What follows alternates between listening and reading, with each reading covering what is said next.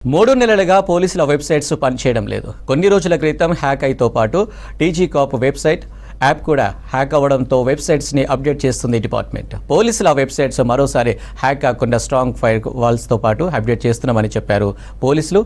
కేసుల వివరాలు, పోలీస్ స్టేషన్ల డీటెయిల్స్ ఆన్లైన్లో దొరకకపోవడంతో ఇబ్బందులు పడుతున్నామని అంటున్నారు ప్రజలు.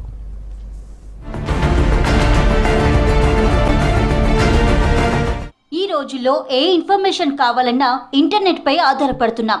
ఏ పోలీస్ స్టేషన్ ఏ ఏరియా కిందికి వస్తుంది, ఆ పోలీస్ స్టేషన్ కాంటాక్ట్ నెంబర్ ఏంటి, సెక్టార్ ఎస్ఐ ఎవరు అనే అంశాలతో పాటు ఎఫ్ఐఆర్లను చెక్ చేసుకోవాలన్నా సంబంధిత వెబ్సైట్స్లో వెతుకుతుంటారు ప్రజలు.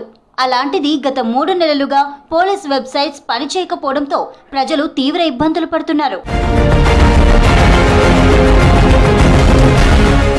కొన్ని రోజుల క్రితం తెలంగాణ పోలీసుల పూర్తి డేటా ఉండే టీజీ క్యాప్ యాప్తో పాటు వెబ్సైట్స్ను హ్యాక్ చేశారు సైబర్ నేరగాళ్లు. హ్యాక్ అయి వెబ్సైట్ను కూడా హ్యాక్ చేసి డేటాను ఆన్లైన్లో అమ్మకానికి పెట్టారు. హ్యాక్ అయినట్లు గుర్తించిన సైబర్ సెక్యూరిటీ పోలీసులు 2 రోజుల్లో నిందితులను అరెస్టు చేశారు. అయితే తెలంగాణ పోలీసులతో పాటు పబ్లిక్ డేటా పూర్తిగా నేరగాళ్ల చేతికి పోలేదని అప్పటి డీజీపీ తెలిపారు. పోలీసులకు చెందిన మిగతా వెబ్సైట్లకు కూడా హాని ఉండడంతో సైబర్ క్రిమినల్స్కు దొరకకుండా అప్డేట్ చేస్తున్నామని తెలిపారు పోలీసులు.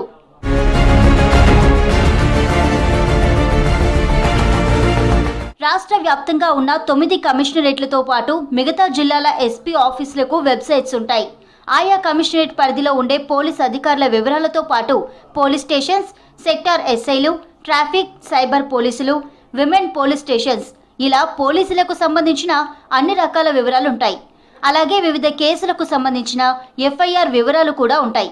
అయితే ఆయా వెబ్సైట్స్ ఏవి కూడా గత 3 నెలలుగా పనిచేయడం లేదు. దీంతో పోలీసుల సమాచారం తెలియక ఇబ్బందులు పడుతున్నారు పబ్లిక్. కొన్ని నెలలుగా ఆన్లైన్లో పోలీసులు ఎఫ్ఐఆర్ల సమాచారం లేక ఇబ్బందులు పడుతున్నామని, త్వరగా వెబ్సైట్స్ను అప్డేట్ చేసి అందుబాటులోకి తీసుకురావాలని కోరుతున్నారు జనం.